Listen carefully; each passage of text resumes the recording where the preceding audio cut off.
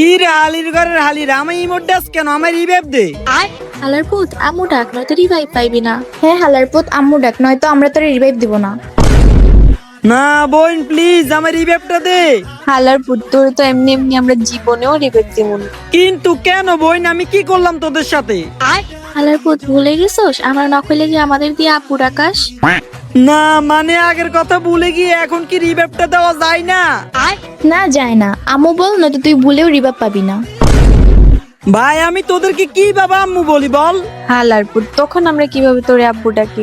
তখন তো ঠিকই আব্বু ডাকাই নেস।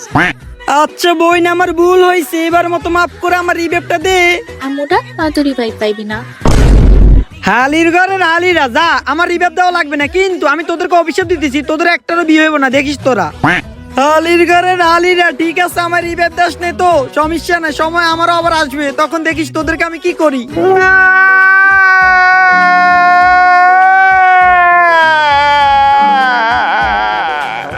হ্যাঁ দেখিস এখন কি আম্মু ডাকবি না নাকি? এই ম্যাচে কিন্তু আর রিভাইভ পাইবি না। হালির ঘরের হালি আচ্ছা ঠিক আছে ডাকতেছি, আম্মু আমার রিভাইভটা দেন। ঠিক আছে আম্মু তোমাকে রিভাইভ দিতেছি। হালির ঘরের হালি আমার সময় আসুক, দেখিস তখন আমি কি করি। হালির ঘরের হালিরা আমার দিয়ে আম্মু ডাকে নিচ্ছে, যে জায়গায় আমি সবারই দিয়ে আব্বু ডাকে নিয়ে, আর আজকে তোরা আমার দিয়ে আম্মু ডাকে নিচ্ছ, সমস্যা নাই, আমার সময়টাও আসতে দে, তখন দেখিস আমি তোদের সাথে কি করি। হালির ঘরের হালিরা